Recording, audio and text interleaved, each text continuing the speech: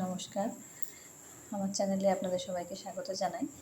এখন রাতে আজ তো দিনের বেলা সারাদিন কাজ চলছে, তা রাতে একটু ভাবলাম চানা মশলা করব, তাই রেসিপিটা আপনাদের সঙ্গে একটু শেয়ার করছি। আমি চানা মশলা করব, কড়াই এখানে তেল দিয়ে আমি জিরে ফোড়ন না তেজপাতা ফোড়ন দিয়েছি।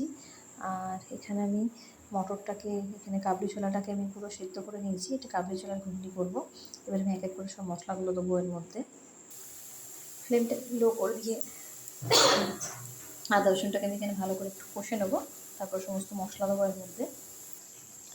এখানে আমি কিছু মশলা অ্যাড করেছি, নুন, হলুদ, ধনে জিরে গুঁড়ো, আর আদা রসুন পেঁয়াজ বাটার সঙ্গে লঙ্কাটা পিটিয়ে নিয়েছিলাম, আর টমেটো সস দিয়েছি, একটু সামান্য মিষ্টি দিয়েছি। এবারে মশলাটাকে আমি একটু ভালোভাবে এখানে কষিয়ে নেব।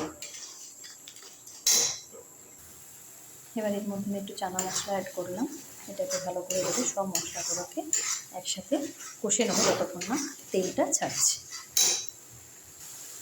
মশলাটা আমি এখানে খুব ভালো করে কাইয়ে দিচ্ছি। দেখুন আস্তে আস্তে তেল ছাড়ছে। আর একটু আমি কষাবো। মশলা যত কষা হবে তত রান্নার টেস্টটা কিন্তু খুব ভালো হয়। এই মশলাটা আরও ভালো করে কষিয়ে নেবো। যদিও তেল ছাড়ছে, আমি রান্না একটু কম তেলই দিই, সেই জন্য সেভাবে তেলটা ফুটে বেরোবে না। আস্তে আস্তে করে মশলাটাকে ভালো করে কষি, তারপর এর মধ্যে আমি কাবলি ছোলাটাকে অ্যাড করব।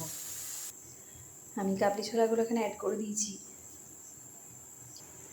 এখানে কাবলি ছোলাগুলো আমি অ্যাড করেছি।